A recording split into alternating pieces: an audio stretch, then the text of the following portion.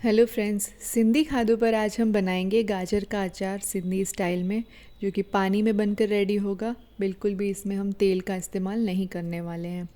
तो देखते हैं, चलिए कैसे इसे बनाना है, कितना इजीली ये बन जाता है। तो इसे बनाने के लिए मैं यहाँ पे ले रही हूँ 2 बड़ी गाजर, नैलोन गाजर जो आती है, और ये बाकी सारे इंग्रेडिएंट्स। इनके सारे माप मैं आपको बताती जाऊँगी। तो सबसे पहले मैंने गाजर को अच्छे से वॉश करके चॉप कर लिया है, और ये मसाले मैं उसमें नमक, लाल मिर्च और हल्दी उसमें ऐड कर रही हूँ। एक चम्मच नमक और लाल मिर्च और थोड़ी सी हल्दी। साथ ही मैं यहाँ पे पिसी हुई राई ले रही हूँ, 2 बड़े चम्मच इसमें डालना है, इससे कि अचार में खटास आएगी। और 1 बड़ा चम्मच मैंने लिया है जो फ्रेश गार्लिक मिलती है सर्दियों में, उसका जो ग्रीन पार्ट होता है वो मैं इसमें ऐड कर रही हूँ।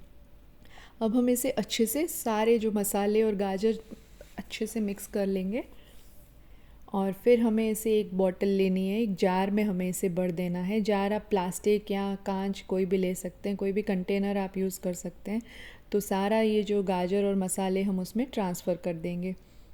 और उसके साथ साथ मैं आपको ये बताना चाहूँगी कि हम फेसबुक पर भी हैं, तो आप मेरे पेज को सिंधी खादो जो वहाँ पे है, आप उसको लाइक और फॉलो कर दीजिए प्लीज़। ओके, सो अब हमने ये सब चीज़ें जार में ट्रांसफ़र कर ली है, और हम इसमें ऐड करेंगे 1.5 गिलास पानी। बहुत ही ईजी है ना। एकदम इजीली ये रेसिपी बन जाती है। इसे बनने में 2-3 दिन लगते हैं, बट ये बहुत ही टेस्टी होती है, तो 2-3 दिन तो वेट कर ही सकते हैं। तो इस तरह से अच्छे से हम उसे शेक कर लेंगे, और फिर हमें इसे 3 दिन के लिए रख देना है।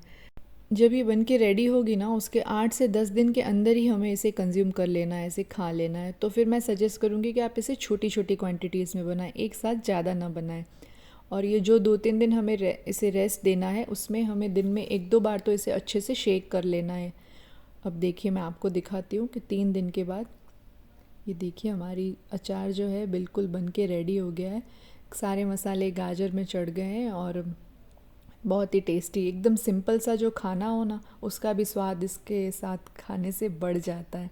तो ज़रूर बनाइएगा, और ऐसी ही यमी रेसिपीज़ के लिए मेरे चैनल को लाइक और सब्सक्राइब ज़रूर से कीजिएगा।